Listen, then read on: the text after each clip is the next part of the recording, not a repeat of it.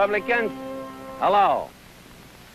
I'm real glad to be able to talk to you folks today about the coming election. I'm sure we all agree on our candidate. Couldn't have a better one. But now we've got to make sure that he gets elected. Now, you know, elections are funny things. You look at the total vote, it doesn't mean much. But when you take all of the individual people that it takes to make up that vote, it comes home to you. It's like that bay out there. It's a pretty big body of water, but it's just a lot of drops put together. And that's what an election is. So besides voting ourselves, if each one of us will see to it that the whole Republican vote gets to the polls, we can win. On the last several elections, we Republicans have made a pretty good showing by doing just that. Now, 2 years ago, we made a successful film explaining our time-proven method for getting out the vote. And the man who was one of our hardest precinct workers will show you how the Republican Victory Squad, as we call it, works. He graduated from precinct work. He is now our candidate for governor, my good friend, Ronald Reagan. Now, this is a Victory Squad headquarters, one of many that are in operation throughout the county. It doesn't look like much at the moment. Another thing about the invisible government, you see, was that it had its own budget, secret and separate from the national budget, but that money couldn't be raised by Congress or voted by Congress. It had to be raised in other ways, and that is where I think the high corruption has come in. It was raised on blood money, that's to say, increasing the risk of hostage-taking by trading in existing ones with obsolete weapons and black market guns, or things that had fallen off the back of the official American arsenal. And the other end of the money raising was dope, and that's how it was done. So blood, guns, and drugs as the lifeblood of the budget of an invisible government, which still has the same president as the legitimate government. Now that's a really extraordinary situation to be in, I think. Now, the civil rights movement was concretized in the Civil Rights Acts, and the big Civil Rights Acts of 64 and 68, 65 actually is when it was enacted in 68. The big hullabaloo was over the act as it was coming to a vote in 64. Barry Goldwater opposed it. I flipped through old copies of the magazine you edited at the time, National Review, and National Review speaks of the act in language that is in places just dripping with disdain. Why did you oppose that act? Well, we opposed that act on the grounds that it asked for constitutional liberties. At the time of the debate in early 1965, the Voting Rights Act had not yet passed, and black people in the South still faced enormous barriers at the ballot box. In an age in which constitutional liberties were being mobilized for this cause and that, rather with abandon. At one point during Buckley's remarks, an American audience member interjected. One thing you might do, Mr. Buckley, is let them vote in Mississippi. And we saw them addressing a situation which we doubted could be addressed in that way. But I have a very full perspective on life in the South in those days. And I think actually what is wrong in Mississippi, sir, is not that not enough Negroes are voting, but that too many white people are voting. In the South? I grew up in the South. I see a lot of things I didn't like real racism I didn't like. I didn't like people against one of the color of their skin. None of that I didn't like. I hated it. Maybe it's the heat that caused everybody to act the way they do. Recently, President Obama said that we need to start getting real about racism and stop being so polite. What do you think? He needs to be a president and lead this country and not get involved in these type of issues. The audience laughs, but Buckley is deadly serious about this. He's still supporting disenfranchisement of black people, but he's saying I'll also disenfranchise some white people and leave only a white elite to control the situation in the South. And he's using things like this idea of colorblind constitutionalism as a way to kind of hollow out the accomplishments of the civil rights movement. It was life that simply assumed that whatever headway blacks made would be made within their own culture, and that federal interposition would be simply a renewal of the Civil War. At the end of the debate, a vote was taken to determine the winner. Baldwin received 544 votes. Buckley, just 164. That was wrong, but that perception was very, very engaging. And at what stage did you decide that it was wrong? What I'm interested in, did the movement itself change your thinking and that of your family?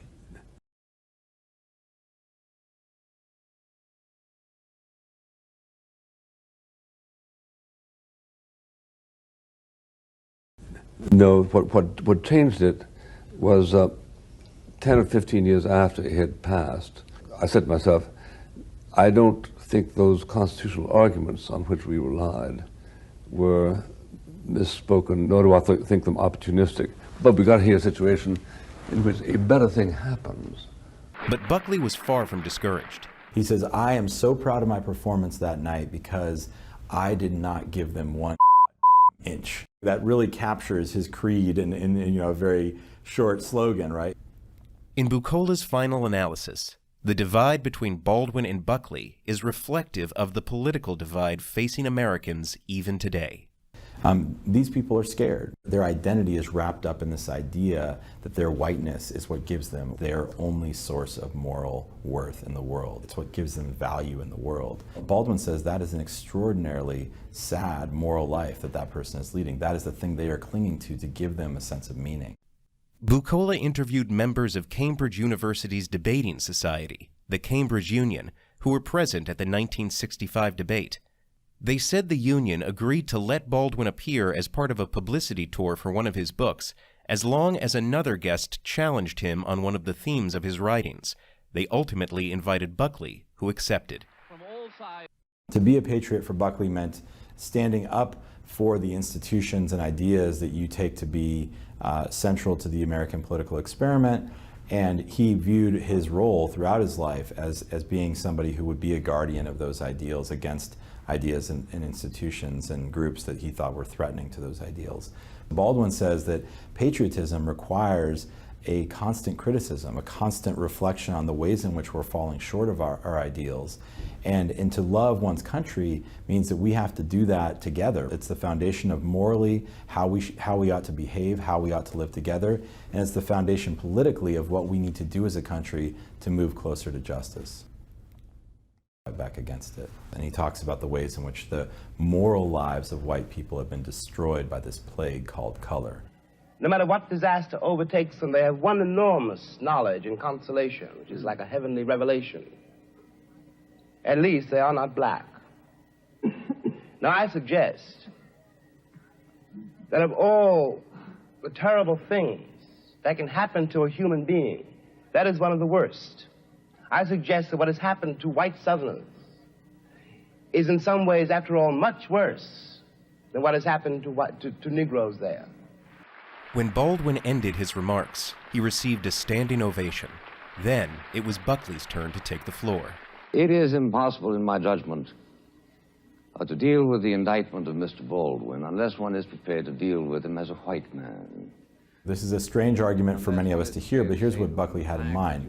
Than would have happened by orderly pursuit of a constitutional decorum. I feel the same way about getting to the war against Hitler. I think it was full of deception, hypocrisy. I think that Roosevelt did things with entirely different from what he intended, and I'm glad he did. You look. The motion debated was this: the American dream is at the expense of the American Negro. Good evening. Baldwin starts his speech with this idea that we can't even begin reflecting on the moral and political questions at hand without first addressing this question of what is one's system of reality. The Mississippi or the Alabama sheriff, who really does believe when he's facing a Negro boy or girl that this woman, this man, this child must be insane to attack the system to which he owes his entire identity. Of course, for such a person, the proposition of which we're trying to discuss here tonight does not exist. There's this one kind of remark. Clear distaste on the protests that you saw from the 14th floor of your hotel in Chicago in 1968. blocking the traffic to protest something or another, and people are picketing in front of an office building. Some company official is calling and screaming, "Get them out of here, lock them up." And you're in the middle. People had a right to protest, a right to free speech. There were rules. You couldn't lock them all up. But many of these powerful people had had their way until now, and as things began to change, the police were there to maintain order. But you grant that the civil rights movement, that aspect of the 1960s, represents an achievement and a noble moment in American history. No, I don't think so. You don't? I think the nature of what they did was anti-thought, anti-rational, the kind of thing that caused Socrates to leave seminars, the demagogy. All right. What did you make of the civil rights movement? Well, I couldn't phrase it better than you did. Gave rise, was concretized in the Civil Rights Acts. The big hullabaloo was over the act as it was coming to a vote in '64. Barry Goldwater opposed it. That it was the summa, really, especially Dr. King's leadership, of what it was to take part in the movement that we called the 60s. And I think probably the crucial moment for me, and I remember it very well, was when Dr. King, in his address at Riverside Church, said that despite enormous lectures from the black establishment, and the white liberal establishment too, he was no longer going to remain silent about the Vietnam War because, and here's my third point about that war, as well as about the movement, all the energy that should have gone to the repair of legal racism and poverty in the South, legally enforceable poverty and racism and so on, was going on the war. I mean, Johnson immolated his great society for that war. And the connection between the two seemed so strong and self-evident as to be, well, with me still. Lyndon Johnson broke his hump getting the civil rights bill through Congress. No, but it broke his hump doing that precisely, and broke his heart and other bits of his anatomy, and other people's as well, in Indochina, and destroyed what had been going to be the advertised Great Society. And yet in places like Harlem, and I'm sure in other cities, where there were some black police officers, and there was an accepted way of life. And incidentally, there was black middle class in many of those places today, which we don't have, unfortunately, and that's a reason for some of the deterioration in our inner cities now, that because black middle-class people have been able to move to the suburbs, leadership people aren't there. But back then, there was great tension, and now a Supreme Court decision saying it's changing. You're going to be a full American. Americans will be completely fed up with these perverted films. He's then asked, well, what do you consider perverted? He talks about Midnight Cowboy, a story about things, and thinks that qualifies. Relative to blacks, people of color, but we can't all of a sudden get down on our knees and turn everything over to the leadership of the blacks. I believe in white supremacy until the blacks are educated to a point of responsibility. And then... Bob, you almost got him killed, you know that. But I tried to tell you. The hell you did. I tried hard. If you'd have been out in that water, we'd have heard you loud and clear. I couldn't get the words out. You could have if you'd have wanted to. You just didn't want to bad enough. Before God, I tried. Try and don't get it done. Fact is, you almost let your friend choke to death out in that river. I'd rather die than done that. And you're a liar. It ain't my fault I stutter. Listen to me, you whining little whelp. You're gonna stop that stuttering or get the hell out of here. You're gonna stop it or go home, do you hear me? Son of a bitch. What did you say? You goddamn son of a bitch. Say that again. You goddamn mean son of a bitch. Say it faster. You goddamn mean dirty son of a bitch. I wouldn't make it a habit calling me that, son.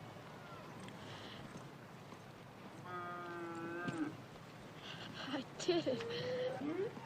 Did you hear me? I did it. I did it.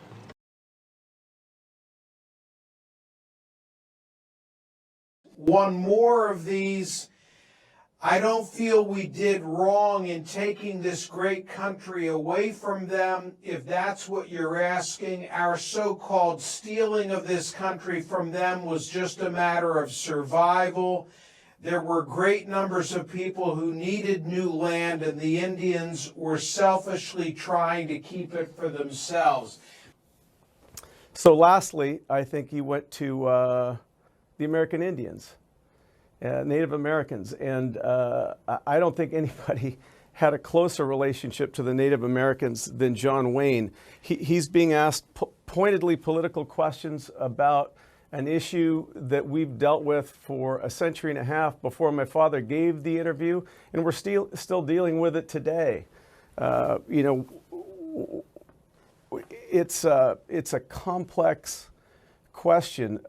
My father had a great personal respect for Native Americans. He worked with them, you know, for half his career. When John Wayne and a film crew would come to Monument Valley or to a reservation, it was an economic boon for that tribe and those people. They appreciated him, and I think anyone who knew him would remember him fondly.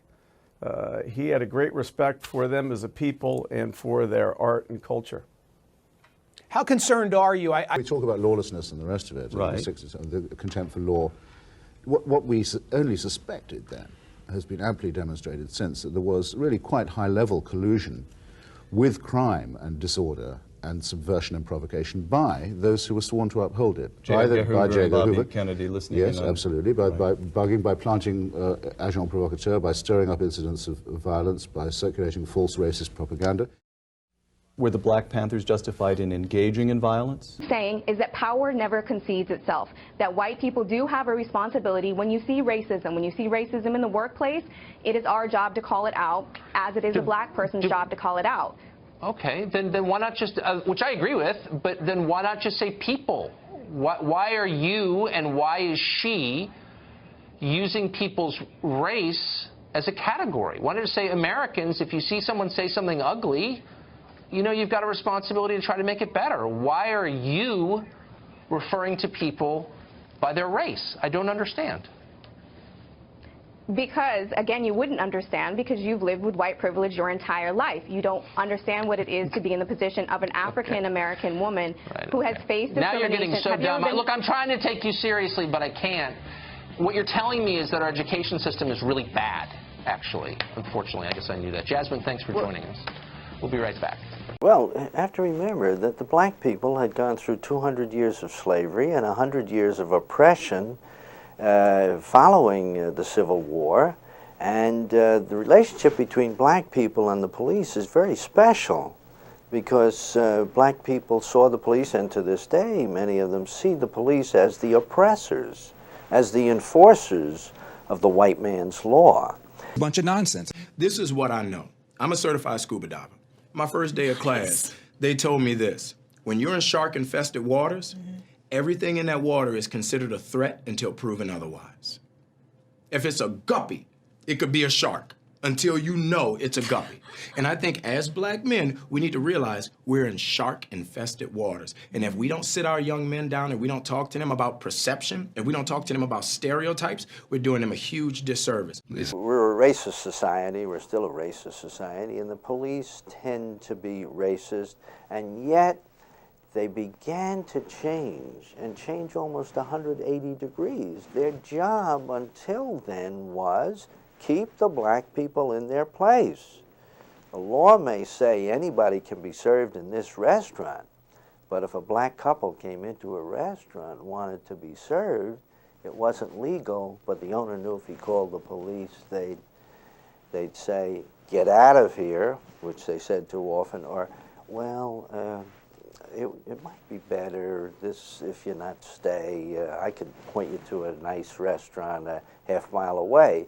But that's what the police did, and there was a lot of resentment among black people, not just poor black people, but people who were professionals, business people themselves. They received that treatment from the police, and now this is going to change.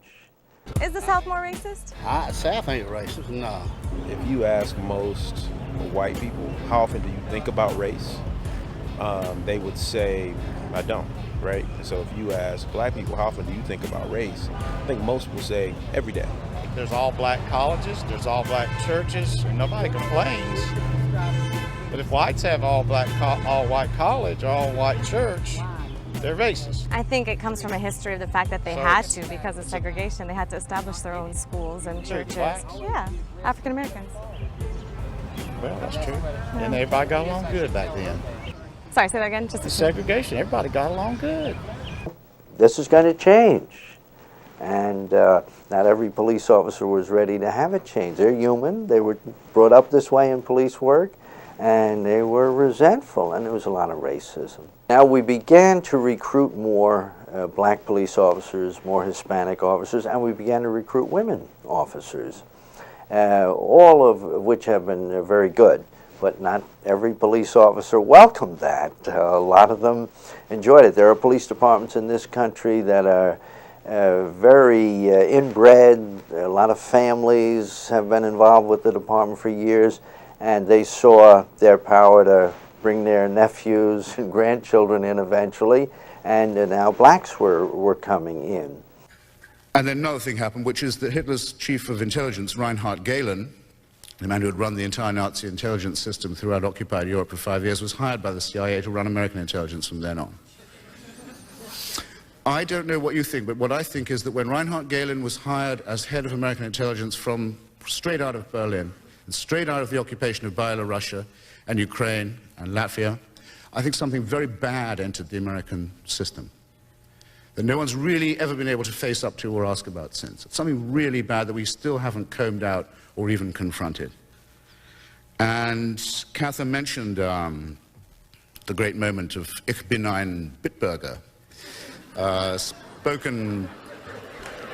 spoken in what Gore Vidal called the bright autumn of his senescence by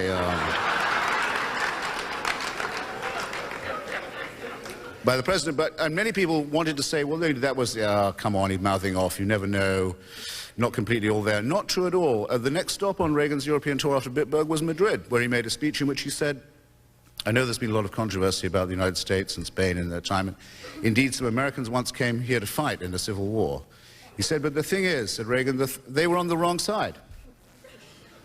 In other words, a conscious choice, a conscious and deliberate remark, showing that the sympathy for fascism, not accidental, not anecdotal, not a slip of the tongue, but something bred in the bone. And I think also worth recalling. Now, and because black people were getting the vote and becoming a political influence, you heard from elected officials on these things too. Indisputably, most black people are poor to begin with. Do you think that race plays a part in wealth distribution, or either a mindset that you can't or cannot? Yeah. No. You don't? No, I don't. I don't. Hey, you and I, we're proof. Why would race have anything to do with it? Put your mind to what you want to do and go for that. It's kind of like religion to me. It's a good excuse for not getting there. Period of great change. Did it change the police department? Oh yes, the police deserve much more credit than is given to them. My community, come on. What are y'all doing? I will always continue to say that riots are socially destructive and self-defeating. I'm still convinced that non-violence is the most potent weapon available to oppress people in their struggle for freedom and justice. I feel that violence will only create more social problems than they will solve. Let's switch it up, y'all. Let's switch it up. Do this peacefully, please. And leaders rising like Martin Luther King and others saying freedom, and now people wanted to get on with it. But the police were the ones who were saying, tomorrow, yes, yes, everything can't change overnight. That was their job. They were, and whatever the elected officials decided, whatever the school principal decided, whatever an employer decided, whatever a union decided, if that generated protest or attention, who had to be there in the middle? The police. And there came a time in the 60s when police officers became very frustrated with this. Day after day, we're out there, people are blocking highways. So you're far more likely to end up in jail without having a dad than you are because of a white racist cop. Prime example, I got pulled over by the police, come over to my window, flash his light in my face, hand on my pistol. I can handle that two ways. I can start yelling and screaming and tell him he a racist and he don't know me. You're doing this wrong. Or I can say, yes, officer, no, officer, or we done, officer. And both of them are going to have drastically different outcomes. And the police are very different. They're much better educated today. The process of education was starting in the 60s, and better educated chiefs began to take charge of departments, brought in more enlightened policies, and especially restraint in the use of force. There's been a dramatic reduction in the use of force by the police in this country, especially against black people. And that's been the result of better leadership. But the 60s, particularly the activist, the late 60s, was a time of force, was it not? Oh yes, yes. On the picket lines out in the neighborhoods, the police were getting more resistance. Policing a ghetto neighborhood where people had been subservient, now people were standing up to police officers, asserting their rights, talking back. And for many older police officers, this was a new problem. Why don't they behave the way they always did? You know, police officer says, don't do that. Now they were calling police officer Whitey. And on Black History Month, you find ridiculous. Why? You're going to relegate my history to a month? Oh, come on. What do you do with yours? Which month is White History Month? Well, come on, tell me. Well, I'm Jewish. Okay, which month is Jewish History Month? There isn't one. Oh, why not? Yeah. Do you want one? No. I don't either. I don't want a Black History Month. Black history is American history. Friday and Saturday night, they were congregating, and when there'd be a family fight, you'd hear screaming and shouting because two white police officers would go into a black tenement, maybe to save a woman's life who was being beaten by her husband. But when the two white police officers came out on a Friday night at midnight and half the people were drunk, the screams, Whitey, Whitey, don't kill that black man, and a riot. And we had many major riots, but we had thousands and thousands of mini riots in those inner cities. And so the policy, make your arrest, get them in the car, get out of there. Anyway, in my father's hometown in Portsmouth, in Navy-town, there was a big riot. The locals all turned out of the pubs when the military police came around to try and drag the black soldiers back from the bar to the segregated camp and said, leave them alone. You're no better than they are. And it was a great moment in Portsmouth history. And it's I don't know, call me sentimental if you will, but. One of the guys who was involved in all that was Medgar Evers, who was, when he went back to the United States, thought, I'm going to keep my uniform and keep my medals. I'm going to stay in their face about this. I don't see why I should go back to segregated sharecropping after all this stuff, and didn't, and paid the full price for it, but we're in his debt. And I like to recall this little moment anyway. Well, that was new. 10 years before, that would have been laughed at. Get out of there. We're the police. We're the law. They will obey us. And now, make your collar, get them in the car, get out before a riot starts during the long, hot summers of the 60s. The Mississippi or the Alabama sheriff, who really does believe when he's facing a Negro boy or girl that this woman, this man, this child must be insane to attack the system to which he owes his entire identity. Of course, for such a person, the proposition of which we're trying to discuss here tonight does not exist. There's this one kind of remarkable point in the speech where Baldwin suddenly shifts from speaking in the second person to speaking in the first person. I am stating very seriously, and this is not an overstatement, that I picked the cotton. And I carried it to market. And I built the railroads under someone else's whip for nothing. For nothing. What do you think his purpose was in making this shift? The civil rights movement was at high tide at that point. Martin Luther King had been assassinated just 3 years before. In 1964 and 1965, we had federal legislation for civil rights. Rosa Parks refused to give up her seat on the Montgomery bus in 1955. So these things were all in the air, and I think John Wayne was reacting to that movement. He wasn't expressing an old view. He was reacting to the advances that we were seeing in the civil rights movement. Second, but slightly more encouraging thing that happened. It happens to me when I get into a cab in Washington very often. Washington's my hometown. Sometimes there's one of those old black drivers with a hat back on his head and often a bit of a cigar. He doesn't care about the regulations, about what he can and can't do in his cab. Sat well back in the seat. He hears my voice and he gauges the gear when he hears where I want to go. He doesn't say anything for a bit, but I know what's coming. He says, you from England? I say, well, as a matter of fact, yes, I am. I don't know how you can possibly tell. And then there's another long pause. He said, I was there once. And I've had this conversation a lot of times. Very often this was the first time these guys had ever been abroad. Very often it's the first time and the last time they ever went abroad. And they remember, man, did it rain. And we had to drink our beer before it got cold.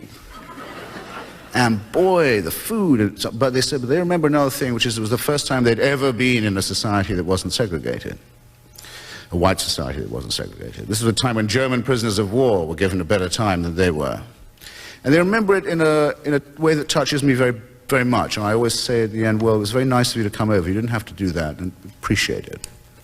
Very much appreciate it. George Orwell noticed a mass observation survey at that point among British public house owners, because it was feared that there were so many British men overseas and the American soldiers were so well paid and so much better dressed that there might be animosity towards them. So they took surveys. One of the old ladies who ran a pub near an American air base was asked, do you get any trouble with the Americans? No, I love the Americans, love the Yanks, love them. Always pleased to see them. No trouble at all? I mean, no complaints of any kind? No, very nice boys, always fast to buy a drink, very nice with the girls and all that. Well, you absolutely sure you haven't got any? Well, he said, I will say this, but I don't want to be quoted. He said, I like the Americans very much. I'm not sure I care for some of the white ones they brought over with them.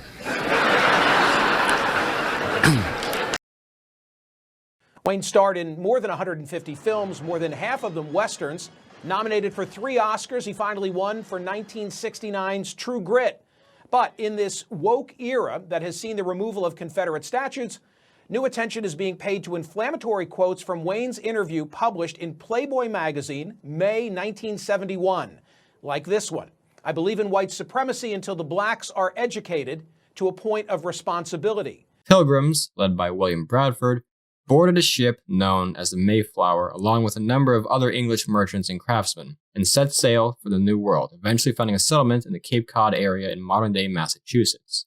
Before landing, the colonists drew up what they would call the Mayflower Compact. This established a set of laws which the colony would follow and settled disagreements between the Puritan and non-Puritan settlers. In the first winter, about half of the original settlers would die. Toward the end of the winter, formal relations with the local Native Americans began. There was some disagreement among the two sides at first. However, the relationship between the English and the Native Americans here would turn out to go very well at first. The Wampanoag people would even help the English survive, teaching them new farming techniques and familiarizing them with the land. After a year of hard work and general success, the natives and pilgrims celebrated the autumnal harvest together. While not necessarily celebrating the success of everything going on in general, this feast would later become the Thanksgiving holiday. In the 1630s, more of the foundations for what would become England's 13 colonies began to take root. This growth would not be unimpeded. The Proclamation of 1763 forbade colonists from settling west of the Appalachian Mountains. The fact that colonists were not only forbidden from settling west of the Appalachians, but were in fact sometimes removed by the British military forcibly, would agitate the colonists further. The Royal Proclamation of 1763 would be among the first of several incidents over the coming decade that would lead to strain between the British and their 13 colonies.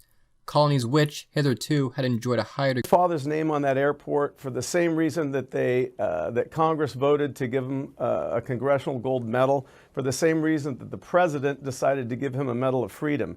And it's recognition of a lifetime of significant contributions to this country, his community. And those who made the decision to name the airport had awareness of these comments. Sure. I think it was no secret that John Wayne held extreme right-wing views. This was part of his personal persona. The airport was named after him really not because there was any public clamor or community clamor to honor him, but it was part of a political deal so that the airport could get expanded. And the one political leader who opposed that agreed to this deal if John Wayne's name would go on the airport. That's how this happened. How much of this debate purpose was in making this shift? Baldwin wants to call on everyone watching that debate to recognize that white supremacy is not something in the past, it's something that's central to all of our lives, and that we are all in some sense complicit in it, and we all have a responsibility to fight back against it. We are not automatically going to wake up one day and be in a post-racial society unless we work to that end. I think everybody wants to be kind, everyone wants to be nice, but underneath that, the waters run very deep. You can't what? I can't swim. How old are you? 6.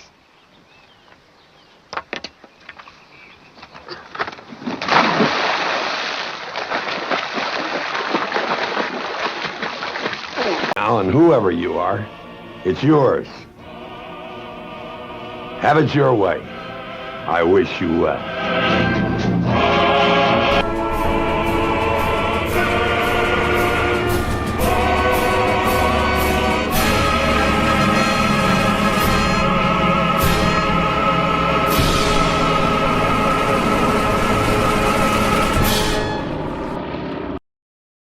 When you say American, you're talking about all kinds of people from all over the earth. We live under one flag, but we have the right to see things and express ideas, each in our own way. That's why we set it up. That's what our revolution was all about. And the heart of those ideals rings in a single sentence of Thomas Jefferson's. I don't know how anybody could say it better. I have sworn upon the altar of God eternal hostility against every form of tyranny over the mind of man. I guess maybe what it all boils down to is this. When it comes to the quality we call patriotism, everybody has a voice. Anybody can tell you what patriotism is to him, but nobody can tell you what it has to be for you. Since this soldier's time, just about everything has changed. Just about everything. But one thing stays the same. We are still, each of us, one of a kind, individual, non-interchangeable. We build everything on that idea, and it's still... You know, it's a funny thing, the Indians now, this AIM group have started something that now they're against me for some reason. But I am the only man in pictures that always gave them their human dignity. I never was in a picture. I never allowed myself at any time to do anything that would take their human dignity away from them. And that, to me, is the most important thing in a man's. I have found that a certain type that calls himself a liberal, I always thought I was a liberal. I came up terribly surprised one time when I found that I was a right-wing conservative extremist, when I have listened to everybody's point of view that I ever met, and then decide how I should feel. I mean, but this so-called new liberal group, Jesus, they never listen to your point of view, and they make a decision as to what you think, and they're articulate enough and in control of enough of the press to force that image out for the average person. For some reason, maybe it's these pictures, they have not been able to do that with me. In spite of what they say, people have not taken sides that I'm it hasn't affected my career in in popularity, let's say, in spite of the fact that they've tried to make it do it. There isn't a hell of a lot that we can do to change human behavior. We keep making laws to try and change human behavior. You can't do it. I think you can accept it and feel how you would feel in that position. You're being conned into Keynesianism and socialism now.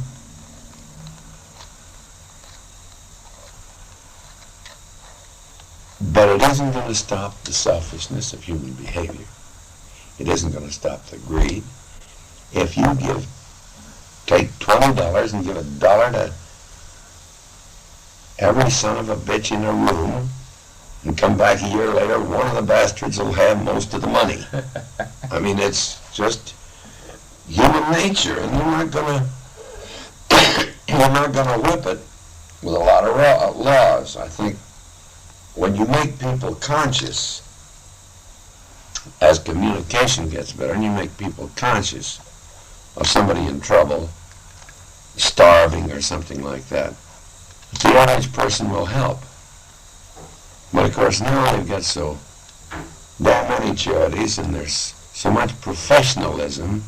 You know, there's if you have a charity, you hire some professionals to work up the charity. By the time you get the money, you get $4 for the recipient and $400 for the administrators. So I mean, Christ, I think there are people who try to affect a thinking where they know more than some other son of a bitch, and try to put a false impression on what human nature is. Christ's sakes, we have proven that we go back to hope at the first opportunity. Just throw out a little fish and bam, they're out there ready to grab it. So we are optimistic. We have to be optimistic. Christ, what else would there be in life if you lose optimism? His patriotism has never wavered, but today he's a little disillusioned with modern America. We're being represented by men who are kowtowing to minorities where they can get votes. And I think it's bad for our country, and I am sad to see minorities make so much of themselves as a hyphenated American. I wish they'd all get to thinking that they're Americans as they should, and as they have luckily been born here and couldn't be better off in any other place. There shouldn't be so much whining and bellyaching. In the late 60s and early 70s, there was a period of considerable change. Civil rights for blacks, equal rights for women. Has this made America a better place? I am saddened by the fact that although we were a matriarchy, I think we will not be any longer. I think opening doors and tipping your hat to ladies is probably a thing of the past. The forerunners of the women's liberation of today have taken that feeling away from the average American man. But what about the civil rights? I mean, it's necessary. What about the civil rights? Well, we have 20 million blacks on this continent. Right. It was necessary to extend rights to them that perhaps for the first 199 years were denied them in this free America. I guess that they've had a pretty tough break, but not quite as bad as you and your do-gooder friends would have them believe. They live as well here as they live in any other country over that 199 years. True, I think they do have a right to more rights, but it isn't a thing where the rest of the country should feel terribly guilty about anything because they have had a better life here and their fathers and mothers than they would have had any place else. And I want to see them have everything. I don't squawk and cry baby and say, geez, I had to go without meals when I was 16 and 17 years old. It's a terrible thing. I don't think that you should look back and whine and bellyache or try to hold somebody else guilty for everything you did. Now, this is a Victory Squad headquarters, one of many that are in operation throughout the county. It doesn't look like much at the moment. What it needs is people, you and me. The people who volunteer for the Victory Squad go out on election day and ask each and every registered Republican to go to the polls and vote. In 1960, Nixon lost to Kennedy by 118,000 votes in the entire country. And there were 15 million registered Republicans who stayed home from the polls that day. The Democrats did it. They got their people out and to the polls. Well, let's take a leaf from their book. This person-to-person contact is what counts in elections. It's been proved since the ballot box was invented. It made the difference in the 1960 presidential election. It's still true today. With all the TV campaigning, the mass meetings, the newspaper advertising, the electioneering gimmicks, there is no substitute for down-to-earth, house-to-house, person-to-person contact.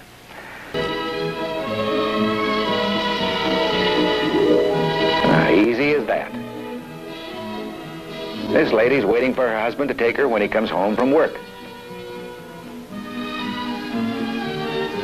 Mary makes a note that she may have to return later to check. John has hit pay dirt on his first try. Here's a young mother who can't get a babysitter for her children. Just the sort of problem the Victory Squad is designed for. John will call headquarters and have a volunteer babysitter sent out within an hour. Now that's a vote the Republicans wouldn't have if it hadn't been for John. How we doing, Ed? I guess you know we can always use more help. I just gave Jim Davis and his wife a big Republican precinct. See you for coffee when the polls close, Jim. Yes, who'll know the difference? Besides, he's got a lot to do. But there's something about meeting this man face to face that makes an apathetic voter get out and down to the polls. There were 15 million voters in the United States like him in the last election. People who, because of inconvenience or indifference, did not vote. When no one answers the bell, they leave doorknob hangers as reminders to vote. It's getting to be a race against the clock.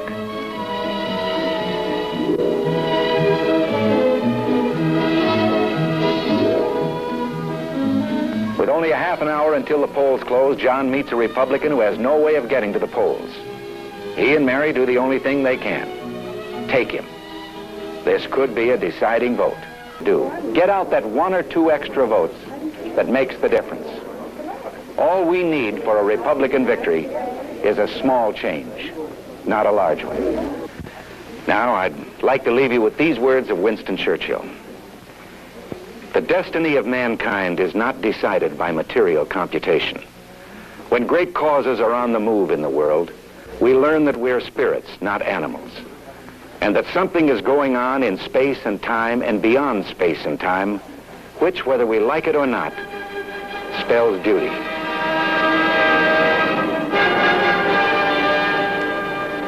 Well, there you have it. Now it's up to us. If you'll sign up for the Victory Squad on one of these cards, you'll be contacted for what I hope is an exciting and rewarding job. So put your name down now and help make our candidate the next governor of California. See you on Election Day.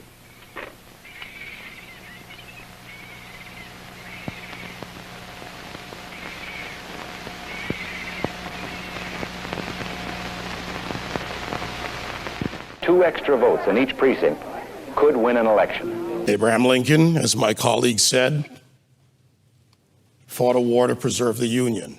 That republic allowed for the people of the United States, under our Constitution, to amend it, therefore removing slavery, and then moving forward to the Voting and Civil Rights Act, and also the suffrage movement for women.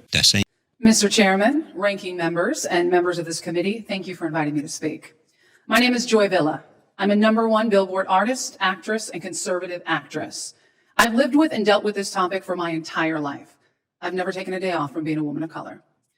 I'm the author of Kick-Ass Conservative. I produced it and starred in a new film. I've toured over 35 countries, and I proudly support President Donald J. Trump and the sovereignty of the American people.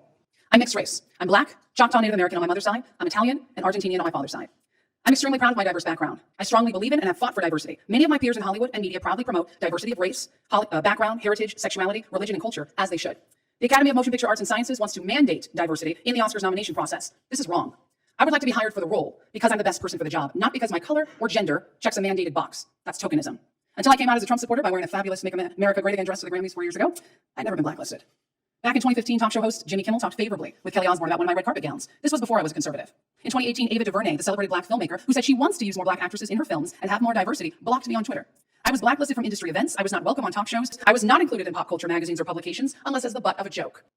Rolling Stone magazine told my publicist they would not write about me because of my politics. One casting director called me that Trump bitch. I've been called a race traitor in Uncle Tom, Aunt Jemima, house nigger, slave, been told to go back to Africa, told to straighten my nappy hair, called a puta negra, slack bitch. That I should be deported, and even worse, I've had threats against my life and my family's lives. These remarks come only from the so-called tolerant left, who preach that they want diversity. To be clear, this did not happen because I'm Black, or because I'm Latina, or because I'm a woman. It happened because I'm openly conservative. Hollywood is a monopoly right now. There are 6 major studios, and none to my knowledge are committed to diversity of thought. The big 6 are comprised of motion picture conglomerates 20th Century Fox, Paramount Pictures, Warner Brothers, Universal Pictures, Columbia Pictures, and Walt Disney Studios. And they count for over 83% of the North American market share, bringing in billions of dollars of revenue each year. What happened to me is discrimination. They don't like pro-Trumpers, pro-America, or pro-God. They want to shut down, keep out, and crush any type of diversity because it makes them uncomfortable. They're taking that discomfort and actively, openly discriminating against people in the workplace. This hearing is meaningless and benign if it doesn't also address the active canceling of diverse voices going on right now. Yes, we need racial and ethnic diversity, and representation matters. But diversity is not only about color, gender, or how able-bodied someone is or isn't. We need to stop the discrimination against political affiliation. It's dangerous, it's destructive, it's grounded in emotion and fear, not facts. Just as we have protected classes in our country under federal law for race, color, national origin, religion, sex, age, sexuality, and disability, it's time to include political affiliations. Congress has an opportunity to be a watchdog and to set the tone. I'm an American first and foremost. I'm proud of our country, and I want to see it thrive. I want to see it protected for future generations as well. I implore Congress to act now by expanding the Civil Rights Act of 1964 to include political affiliation as a protected class. Media companies that agree in writing not to discriminate based on political leanings could be offered certain advantages, such as tax breaks. This is about protecting all Americans, no matter who they are, where they live, or what kind of work they do, and no matter how loud or quiet their voices are. The First Amendment gives us the freedom of association. I strongly believe that includes the right to freely associate with a political party of one's choosing. Political bigotry is silencing the voices of Americans. Thank you. Thank you, Mr. Whitlock. Good afternoon. I'd like to begin by thanking Representative Jim Jordan and his staff for the opportunity to speak today on a topic. We're not good friends. As a Black male who went to the 5th best public high school in the country, who was a victim of excessive force, who has a Black son, who has worries that you all don't. And to my colleagues, especially the ones that keep introducing amendments that are a tangent and a distraction from what we're talking about, you all are white males, you never lived in my shoes, and you do not know what it's like to be an African American male. And all I'm saying is, if you are opposed to this legislation, let's just have the vote. But please do not come in this committee room and make a mockery of the pain that exists in my community. And it reminds me of the argument about the 1964 Voting Civil Rights Act, or the 65 Voting Rights Act, where 126 people voted against a Civil Rights Act, 85 people against a Voting Rights Act, because they had all these side issues. Either man up and say you don't believe in it, or let's talk about the real issue. And yes, we're not interested in watered down version of this bill. I'm not interested in equality with all deliberate speed. This is a crisis. People are losing their lives. So if we have other things that we want to fix, then fix them in another bill, fix them at another time. But people are dying as we talk. So I am not interested in moving at a snail's pace. I am not interested in a watered down bill that mandates nothing. Tomorrow, remember, this is my country and I'm going to do good for it. Just might work. We'll never know unless we Give it a fair try. Oh, yeah, and there's one other thing I'll say tomorrow because I say it every day of my life. God bless America.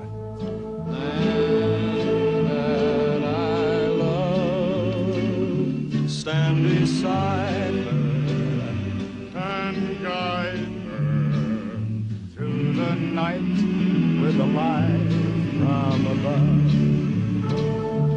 From the mountains to the prairies, to the ocean, wide with foam. God bless America, my home, sweet home. God bless America, land I love. Stand beside her and guide her through the night with the light from above. From the mountains to the prairies, to the ocean, white with foam. God bless America, my home, sweet home. God bless America, my home, sweet home.